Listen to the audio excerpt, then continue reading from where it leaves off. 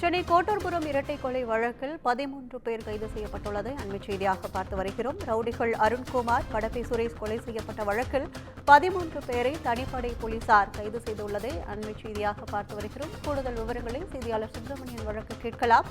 வணக்கம் சுப்பிரமணியன், இந்த கைது நடவடிக்கை குறித்த கூடுதல் விவரங்கள்.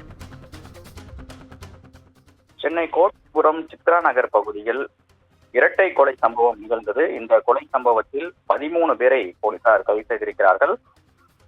கோட்டூர்புரம் பகுதியை சேர்ந்த ரவுடி அருண் மற்றும் அவருடைய நண்பர் படப்பை சுரேஷ் ஆகிய 2 பேரையும் நேற்று முன்தினம் இரவு அடையாளம் தெரியாத கும்பல் வெட்டி கொலை செய்தது. இந்த கொலை தொடர்பாக கோட்டூர்புரம் போலீசார் வழக்கு பதிவு செய்து விசாரணை மேற்கொண்டு வந்தார்கள்.